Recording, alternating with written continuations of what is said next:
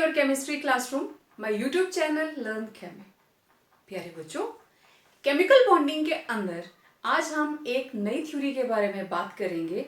आप valence shell electron pair repulsion theory को पढ़ चुके हैं। आज हम बात करेंगे valence bond theory, VBT। It is also known as VBT। It was given by Hitler and London in 1927.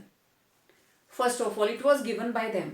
And after some year, 3 or 4 years, it was modified by L. Pauling and J.C. Slater in 1931.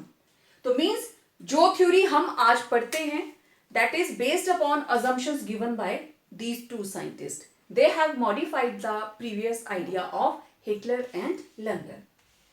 Okay, valence bond theory, इसके main points क्या है? As the name indicates, valence bond means electrons जो valence shell के अंदर present है, they will participate in bonding. Simple.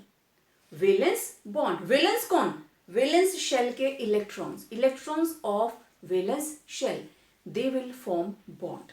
तो इसके बड़े सिंपल से पॉइंट्स हैं। Let's see that. First, it says atoms do not lose identity even after formation of bond. मतलब, अच्छा, सबसे पहले आप लोग स्क्रीनशॉट लीजिए जल्दी से। ओके, क्योंकि मैं इसको हटाने लगी। ये कहता है atoms do not lose identity even after formation of molecule, means hydrogen plus hydrogen और ये रहा हाइड्रोजन का मॉलिक्यूल, एक H मिलके हो गए 2H। एटम्स वही रही, लेकिन ये थी हाइड्रोजन एटम, ये थी हाइड्रोजन एटम और ये बन गया hydrogen molecule. Atoms do not lose identity even after formation of molecule. लेकिन इस मॉलिक्यूल के अंदर भी क्या है? 2 हाइड्रोजन की एटम्स। क्लियर बात? Okay. The bond is formed due to interaction of only the valence electrons. जो वैलेंस शेल में इलेक्ट्रॉन है, सिर्फ वही इंटरेक्शन में पार्टिसिपेट करेंगे। वैलेंस इलेक्ट्रॉन्स कब? As the 2 atoms come close to each other, जब एटम्स एक दूसरे के पास आती हैं। The inner electrons do not participate in bond formation. अंदर वाले इलेक्ट्रॉन बॉन्ड फॉर्मेशन में पार्टिसिपेट नहीं करते। ओके, आपको पता है क्लोरीन प्लस क्लोरीन बन जाती है क्लोरीन Cl2। ओके, इस क्लोरीन के पास वैलेंस शेल के अंदर हैं कितने? 7 इलेक्ट्रॉन। ठीक, और इधर वाली क्लोरीन के पास भी 7 इलेक्ट्रॉन। दोनों एक इलेक्ट्रॉन शेयर कर रहे हैं। लेकिन क्लोरीन की अगर आप कॉन्फ़िगरेशन देखिए, इट इज 2 8 7, तो ये बाहर वाली शेल ही पार्टिसिपेट कर रही है। इसके अंदर 8 और 2 10 इलेक्ट्रॉन्स और हैं, दे डू नॉट पार्टिसिपेट। सिर्फ आउटर मोस्ट शेल के इलेक्ट्रॉन्स ही पार्टिसिपेट करते हैं। Make it clear, right? The inner electrons do not participate in bond formation. ये वाले जो बॉन्ड है अंदर वाली शेल्स में पड़े हैं, ये बॉन्ड फॉर्मेशन में कहीं पे भी पार्टिसिपेट नहीं करते। Okay, then it says during the formation of bond only the valence electrons from each bonded atom lose their identity, the other electrons remain unaffected. Okay, इस बात का क्या मतलब है? मैं फिर से क्लोरीन का ही एग्जांपल लूंगी। देखिए, जब इसके हिसाब से इलेक्ट्रॉन्स आपस में ओवरलैप करते हैं, राइट? तो क्लोरीन के पास एटॉमिक नंबर है 17। It is 2 8 7। फर्स्ट शेल में 2 इलेक्ट्रॉन्स, नेक्स्ट वाली में 8 और सबसे बाहर वाली में कितने हैं? 7। राइट, ओके, दिखाई दे रहा है यहां से। तो इसका मतलब, अब देखो, मैं क्लोरीन के सिर्फ बाहर वाले क्लाउड की बात कर रही हूं। ये ठीक, अब क्या होता है? ये बाहर वाला जो क्लाउड है, ये साथ साथ जुड़ जाएगा क्लोरीन। अब ये इसके साथ और ये इसके साथ, तो ये आ गया इलेक्ट्रॉन क्लाउड बीच में। अंदर वाले इलेक्ट्रॉन्स को कोई फर्क नहीं पड़ा, लेकिन यहां पे क्या हुआ, ये वाला पोर्शन दोनों के बीच में क्या हो गया, कॉमन, और देखो हो गई ओवरलैप। ठीक है, this is area of intersection, दोनों यूनाइट कर गए। ठीक है ना, और एटम को अगर हम स्फेरिकल मान के चलते हैं, एटम इज स्फेरिकल, तो सिर्फ बाहर वाला क्लाउड ही इस तरीके से मिक्स होगा, अंदर वाले इलेक्ट्रॉन्स को कोई फर्क नहीं पड़ता। अभी मैं ओवरलैपिंग ज्यादा डिटेल में यहां बात नहीं करूंगी, क्योंकि थ्योरी के बाद हम उसी पे आने वाले हैं। Then stability of bond is accounted by the fact that the formation of bond is accompanied by the release of energy, right? And the molecule has minimum energy at certain distance between the atoms known as internuclear distance. Larger the distance, larger the decrease in energy, stronger will be bond formation. Okay. ये कहता है कि जब भी bond की formation होगी, there will be release in energy. ये दोनों आपस में मिक्स हुए तो delta H will be negative, energy बाहर जाएगी ही जाएगी। ठीक, ओके। अब ये क्लोरीन और ये क्लोरीन, इनके बीच में मिनिमम एनर्जी कब होगी, जो इस क्लोरीन एटम की बॉन्ड लेंथ है, internuclear distance, that is called bond length. आप बॉन्ड लेंथ के आइडिया को जानते हैं। अगर आप इसको इस लेंथ से और अंदर लेके जाने की कोशिश करोगे, देयर विल बी रिपल्शन। ठीक है, अभी उसके बारे में मैं डिटेल में बात करूंगी। बॉन्ड जितनी ज्यादा ओवरलैपिंग होगी, बॉन्ड उतना स्ट्रॉन्ग होगा, उतनी एनर्जी बाहर जाएगी। दैट स्टेबिलिटी किस पे डिपेंड करती है, that formation of bond is accompanied by release of energy. Whenever there is formation of a bond, there will be release of energy. Energy release होगी ही होगी। जितनी ज्यादा एनर्जी रिलीज होगी, बॉन्ड उतना ही ज्यादा स्टेबल होगा। ठीक है, ओके। अब सबसे ज्यादा मिनिमम एनर्जी कब होगी, when the atoms are at internuclear distance, means जितनी उनकी बॉन्ड लेंथ है उतने डिस्टेंस पे उनकी एनर्जी मिनिमम रहती है। उससे दूर हो तब भी, उसके नजदीक करेंगे तो एनर्जी विल राइज। ठीक है, ओके। अब इसको, ये तो मेन पॉइंट्स थे थ्योरी के, जिसके ऊपर ये सारी की सारी थ्योरी बेस्ड है। ठीक है, हम एग्जांपल लेते हैं हाइड्रोजन की, और फिर इस थ्योरी को मैं एक्सप्लेन करती हूं। जो जो पॉइंट्स, जिन पॉइंट्स की हमने बात की है, हम उन्हीं चीजों को अभी हम यूज करने वाले हैं। ठीक है, बॉन्ड लेंथ, इंटरन्यूक्लियर डिस्टेंस, सबके बारे में अभी हम बात करेंगे। Okay, so consider example of hydrogen. For example, formation of hydrogen molecule, hydrogen molecule. ठीक है, देखिए, किसी भी मॉलिक्यूल को बनाने के लिए एटम्स कंबाइन करेंगे। ठीक है, और आपने ये पढ़ लिया, जब भी एटम्स कंबाइन करती हैं, there is always decrease in energy. ठीक है, whenever atoms combine, whenever atoms combine to form a molecule, to form a molecule, there is always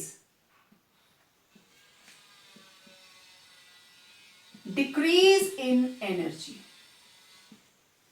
वहां पे हमेशा एनर्जी डिक्रीज होगी, and that leads to stability of molecule. That leads to stability of molecule. Clear? Okay. अब देखिए, when atoms are far apart, जब atoms molecule बनाने से पहले एक दूसरे से बहुत ही दूर हैं, they do not have any force of interaction. जब मॉलिक्यूल बनने से पहले एटम्स एक दूसरे से बहुत ही दूर दूर हैं, उनके बीच में किसी भी तरह की फोर्स ऑफ इंटरैक्शन नहीं है. क्लियर? इंटरैक्शन का मतलब रिपल्शन और अट्रैक्शन कुछ भी नहीं है. But as they start coming closer, they start coming closer, जब ये नजदीक आने लगते हैं, to types of forces operate.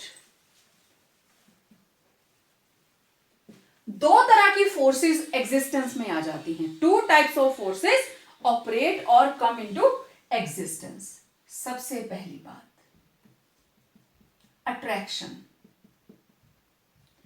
दो तरह की फोर्सेस, जब हम इंटरैक्शन की बात कर रहे हैं, there will be two types of forces. पहली है अट्रैक्शन. अब अट्रैक्शन किस किस में आएगी? ठीक है, मॉलिक्यूल तो मैं बनाऊंगी.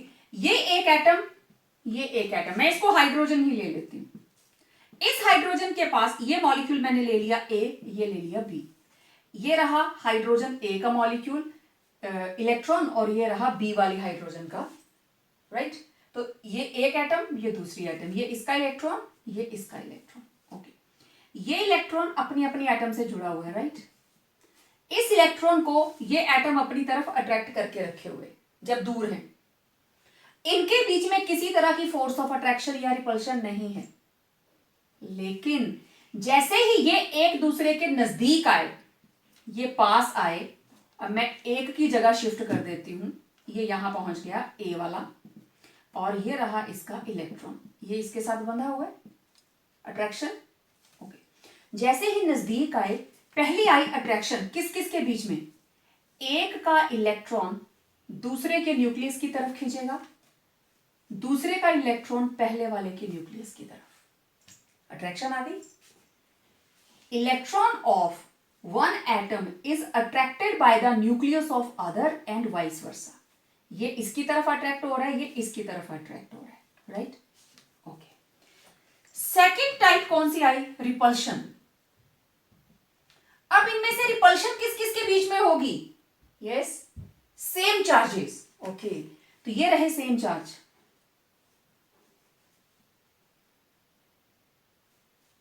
रिपल्शन. रिपल्शन, इलेक्ट्रॉन दूसरे इलेक्ट्रॉन को रिपेल करेगा. और कौन करेगा? यस, न्यूक्लियस के ऊपर होता है पॉजिटिव चार्ज, ये भी एक दूसरे को रिपेल करेंगे.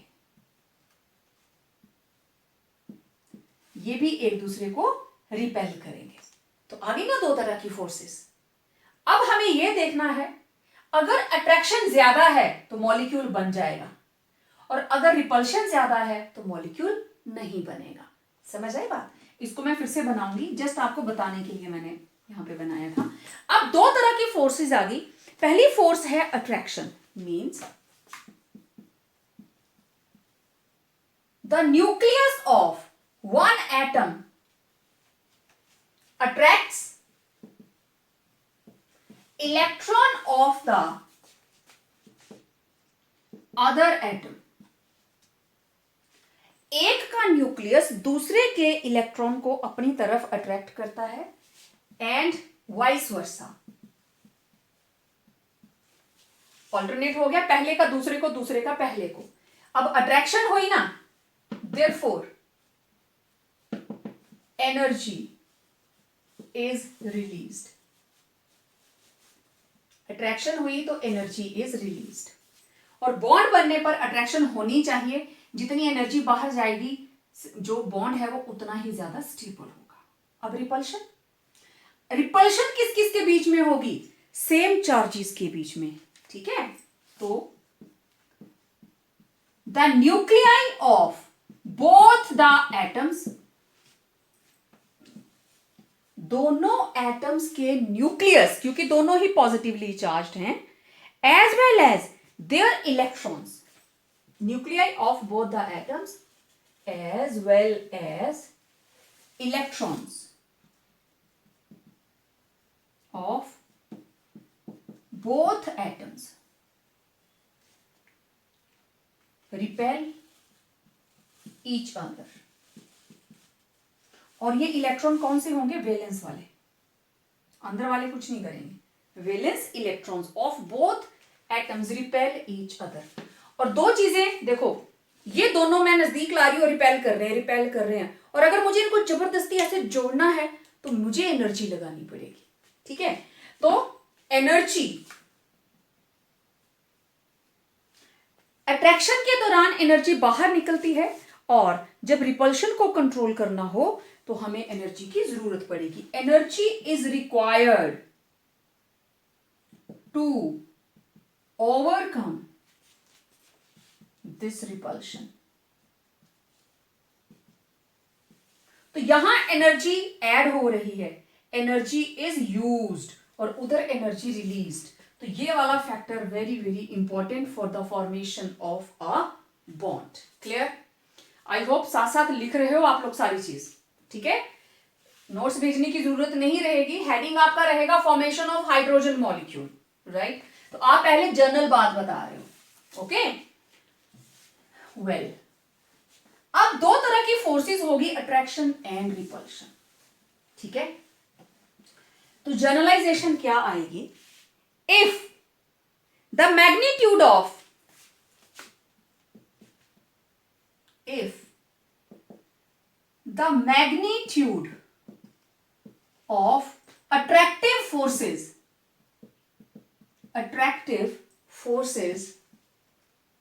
is more than repulsive forces, more than magnitude of repulsive forces, more than magnitude of repulsive forces, there will be release of energy and formation of covalent bond। Clear बात? दो तरह की फोर्सेस, और अगर attractive forces का magnitude repulsive forces के magnitude से ज्यादा है, there will be formation of covalent bond, right? और अट्रैक्शन किस किस के बीच में है? एक एटम का इलेक्ट्रॉन दूसरी का न्यूक्लियस अपनी तरफ अट्रैक्ट करता है, और दूसरी के इलेक्ट्रॉन पहले वाली एटम का जो न्यूक्लियस है वो अपनी तरफ अट्रैक्ट करता है, राइट? और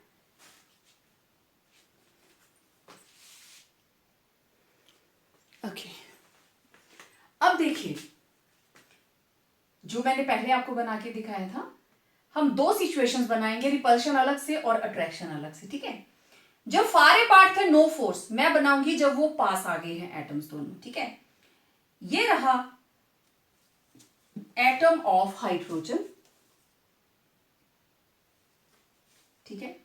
this is hydrogen atom A, उसका न्यूक्लियस, और ये रहा इसका इलेक्ट्रॉन, ठीक है? और ये रहा nucleus of hydrogen atom B, और इधर हम बनाएंगे इलेक्ट्रॉन ऑफ बी, ठीक है? और ये जो डॉट्स हैं ये उनकी वो फोर्स ऑफ अट्रैक्शन है जो पहले से ही है। ये अपने अपने इलेक्ट्रॉन को तो अट्रैक्ट करके रखे ही हुए हैं, ठीक है?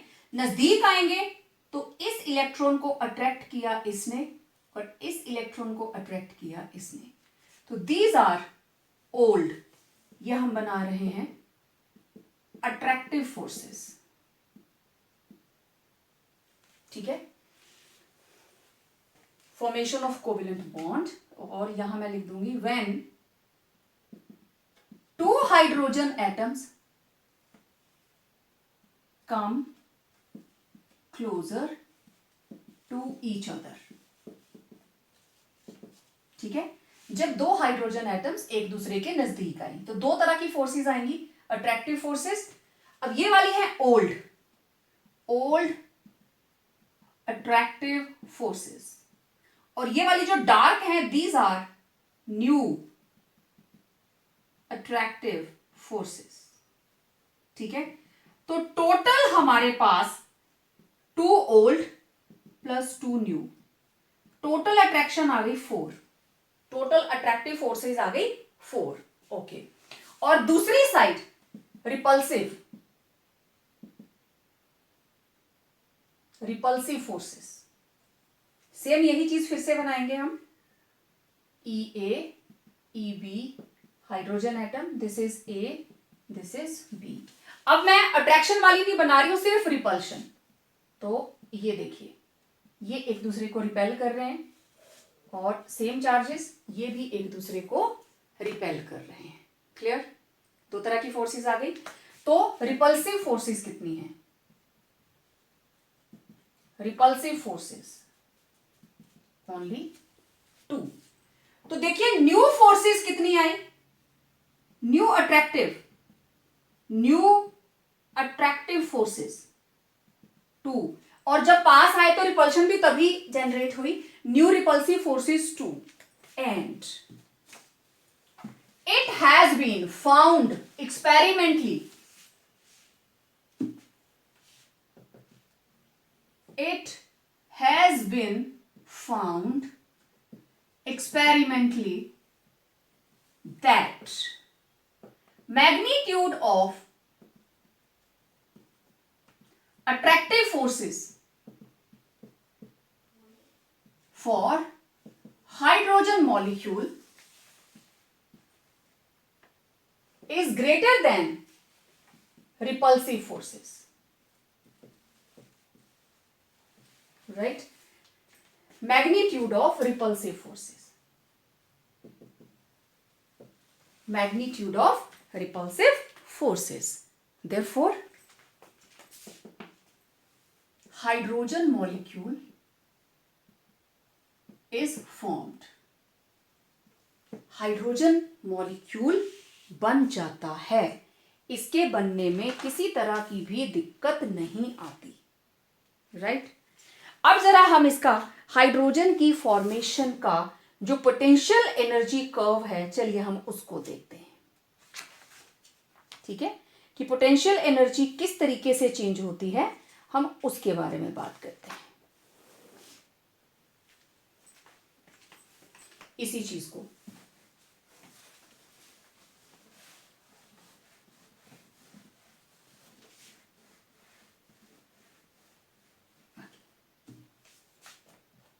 potential energy curve for formation of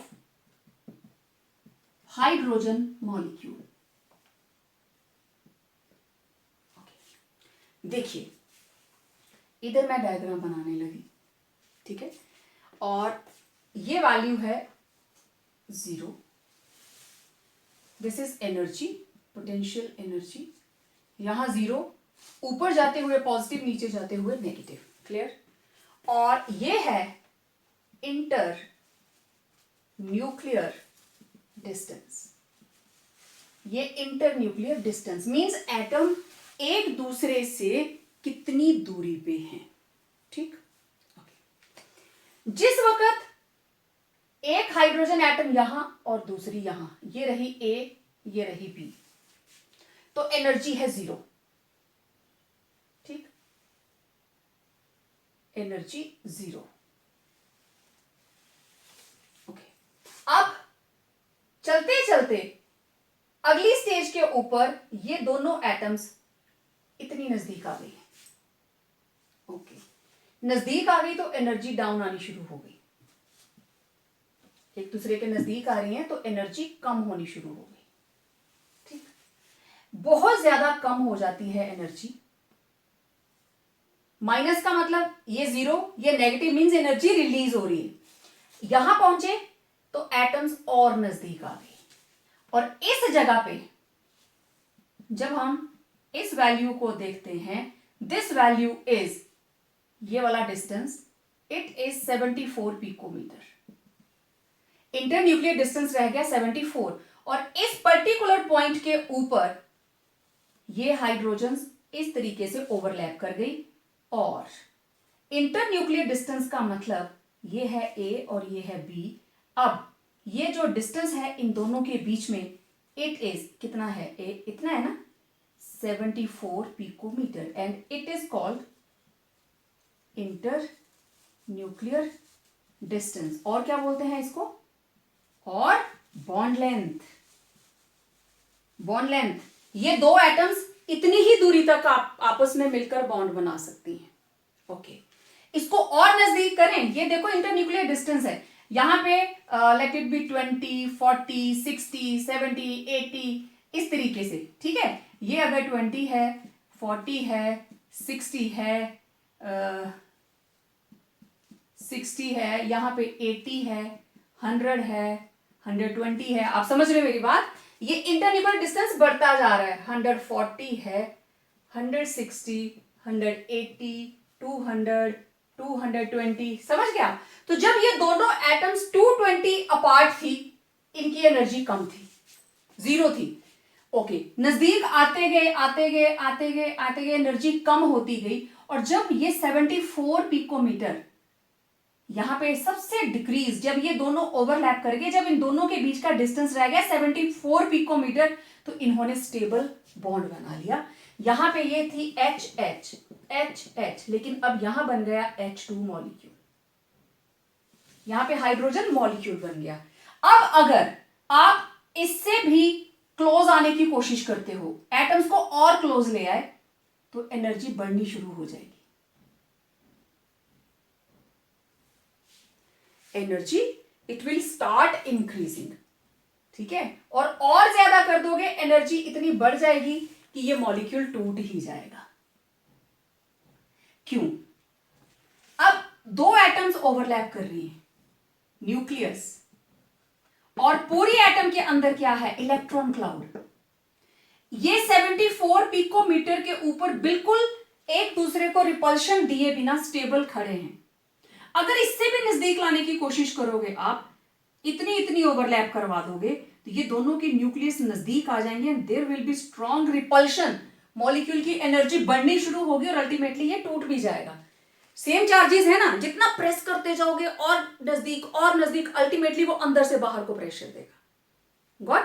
तो सबसे ज्यादा स्टेबल कहां रहता है वो, व्हेन ये जो डिस्टेंस है it is equal to internuclear distance, and that is called bond length. आप समझ गए?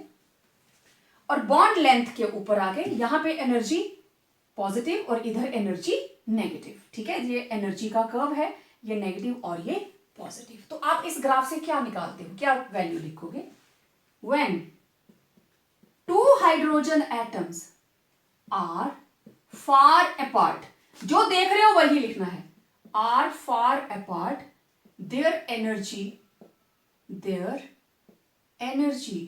is potential energy is 0। उस वक्त पोटेंशियल एनर्जी जो है that is 0। Okay, when both atoms start coming closer, energy decreases. देख लीजिए, कर्व नीचे को आना शुरू हो गया, energy decreases. The energy is minimum, सबसे कम एनर्जी कहां पे है, यहां पे, is minimum when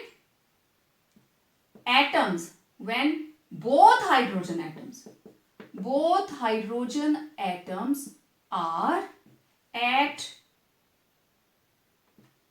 an internuclear distance of 74, ये एनर्जी का है, 74 picometer, that is bond length of hydrogen molecule is 74 picometre.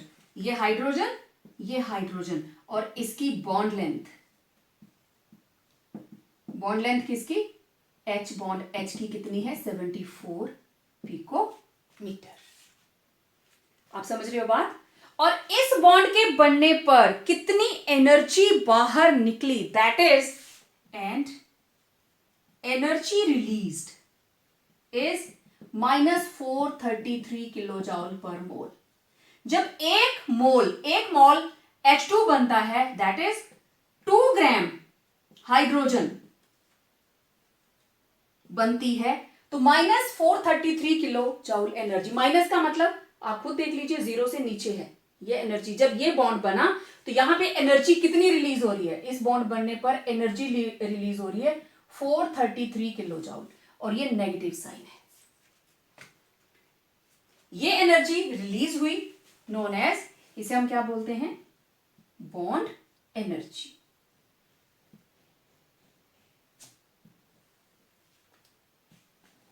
ठीक है, पर मोल का मतलब एक मोल के लिए, तो energy release is 433 kilo joule per mole, known as bond energy. This is known as bond energy. ठीक है, if hydrogen atoms are brought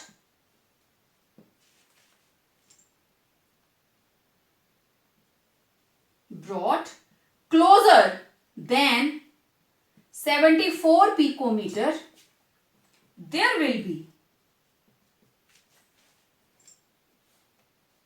repulsion between electron clouds and nuclei of both hydrogens.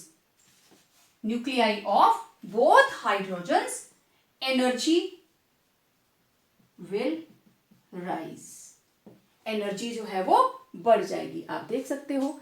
उससे भी नजदीक लाने की कोशिश करोगे तो energy will rise and will make it unstable. Energy बढ़ेगी तो it will make it unstable. Clear? और देखो, ये जो डिस्टेंस है at an internuclear distance of 74 picometer, where attractive and repulsive forces are balanced.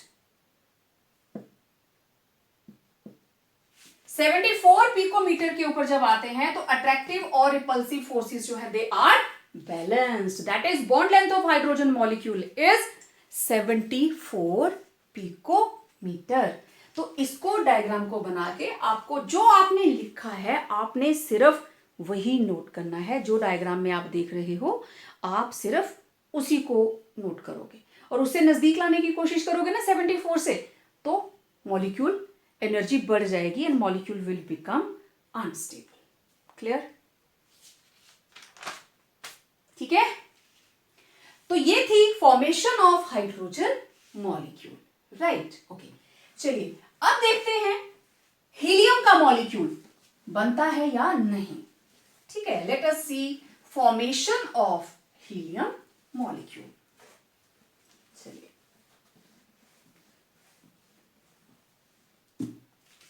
Formation of helium molecule. ठीक है, question कैसे आता है?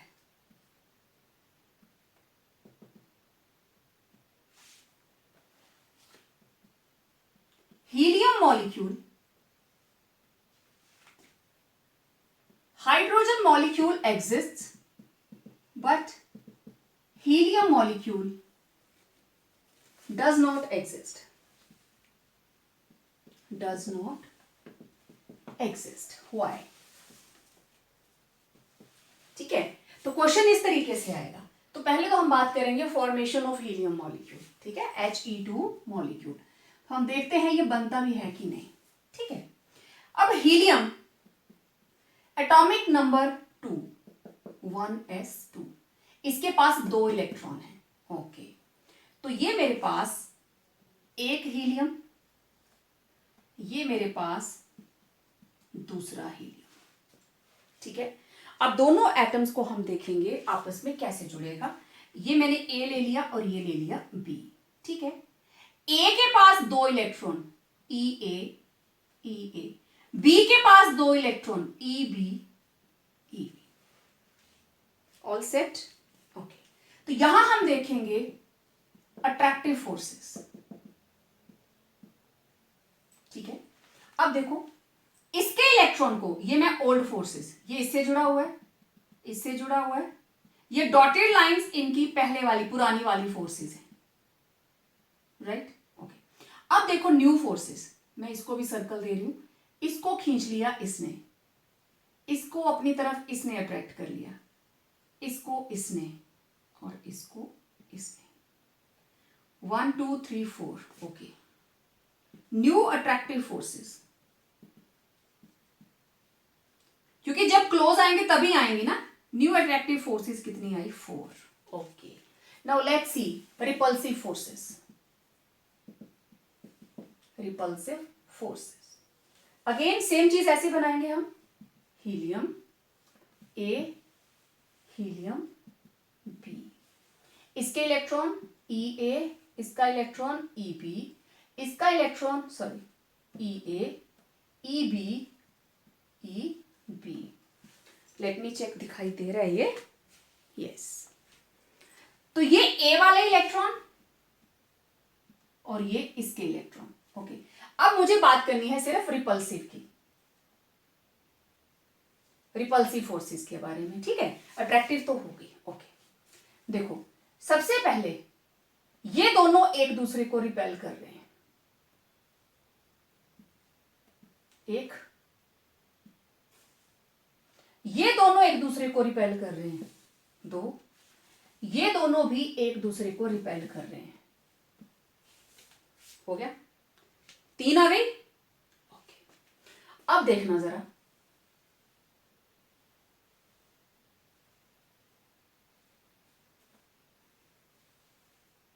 ये लीजिए, इसका ए इसके बी को रिपेल कर रहा है और इसका बी इसके ए को रिपेल कर रहा है।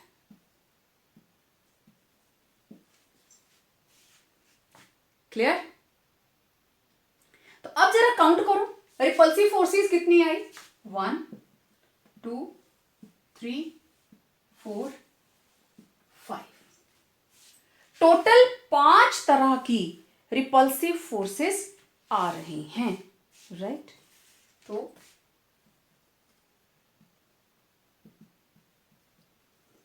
रिपल्सिव फोर्सेस 5, लेकिन अभी एक और रिपल्शन है, उसको मैं डॉट से बनाऊंगी। देख क्या, इसके इलेक्ट्रॉन क्लाउड भी तो एक दूसरे को रिपेल कर रहे हैं। रिपल्सिव फोर्सेस ये रही न्यू, ओल्ड रिपल्सिव फोर्सेस 2। ठीक है, ओल्ड रिपल्सिव फोर्सेस कितनी आ गई? 2। और इधर ओल्ड अट्रैक्टिव 4। ठीक, लेकिन हम किस पे फोकस करेंगे? जो न्यू फोर्सेस आई, क्योंकि ओल्ड तो पहले से भी थी उनके बीच में, वो तो ऑलरेडी हैं। तो आप देखिए, new attractive forces 4, new repulsive forces 5। So magnitude of repulsive forces is more than magnitude of attractive forces.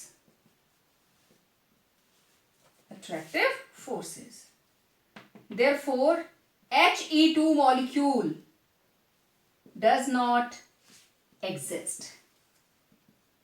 This molecule does not exist. Clear बात? तो इस तरीके से अगर सिर्फ हीलियम के मॉलिक्यूल की बात आए तब भी आप यही चीज लिखोगे। अगर आता है hydrogen molecule exist but He2 molecule does not exist, तो फिर आपको दोनों को बना के कंपेयर करना पड़ेगा। ठीक है, okay. So it was all about valence bond theory. तो हमने 2 एग्जाम्पल्स लेके इसको अंडरस्टैंड किया एंड आई होप ये कंसेप्ट आपको अच्छा लगा होगा। आपको पसंद आए तो इसको लाइक करें, फ्रेंड्स के साथ शेयर भी करें और हाँ, चैनल को सब्सक्राइब जरूर करें. So stay tune for part 2 of the same topic. Till then, stay home, stay safe.